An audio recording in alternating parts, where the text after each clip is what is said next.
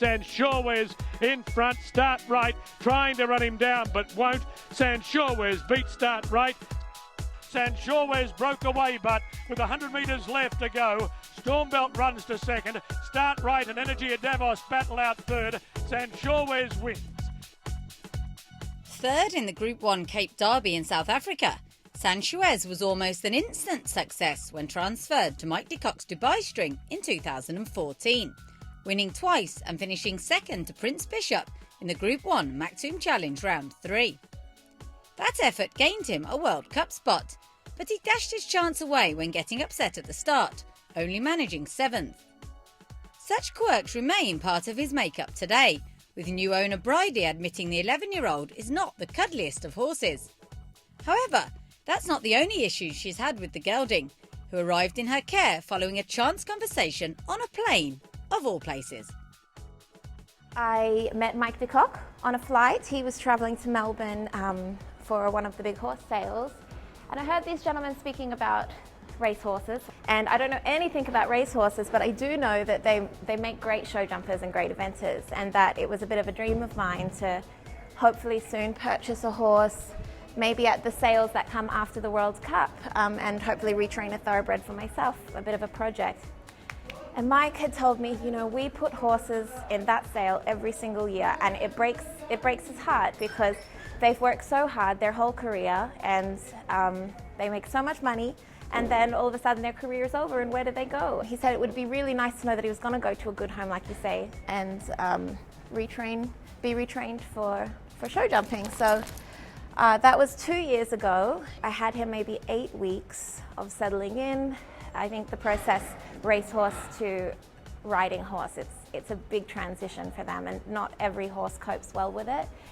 Sanshaawes, about 8 weeks in, he'd ingested some sand, and he began to colic.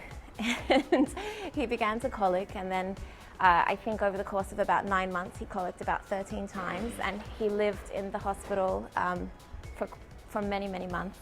And it was a really long and scary process, and there were so many times where I just wasn't quite sure if he'd make it to the other side of his colics. He'd lost, 150 kilos.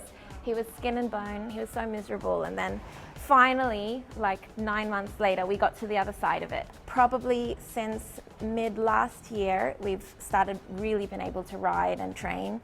And I started having lessons with Osama Rafai, which has been a godsend. He's so knowledgeable, and he's really, really helped me in the process. Sanshaawes, he's not my first off-the-track thoroughbred, but he's definitely taught me the most. Transitioning the thoroughbreds, especially one like him who's had such a long career, so it's in his mind like, I am a racehorse and this is what I do. To teach him the aids and everything of riding, it's been a really long process. I mean, you'd be surprised, but like even from trot to canter, it's not the smoothest transition. It's a lot of work because, you know, you're taught as a rider, okay, I'm going to canter now, so sit and ask. But because he's a racehorse, if you sit on his back, that doesn't mean go forward, it means slow down, so it means we're finished. So just teaching him the aids, it's been a real process, and he's really taken to show jumping, and that's our real passion, and that's my main goal with him. He's a terrific jumper. He's so brave and so smart, and for what he doesn't know, he makes up with his heart because he's got so much heart. He tries so hard, and he makes me so proud. My goal is eventually to take him back to Australia and retire him there. I think he's really deserving of that. We live on a farm in Australia. We've got lush green paddocks, and I think he just deserves to have the best life possible. He's given so much in his racing career, and he tries so hard every day now with his new career in jumping, and I just think he deserves a forever home, and he's got one now.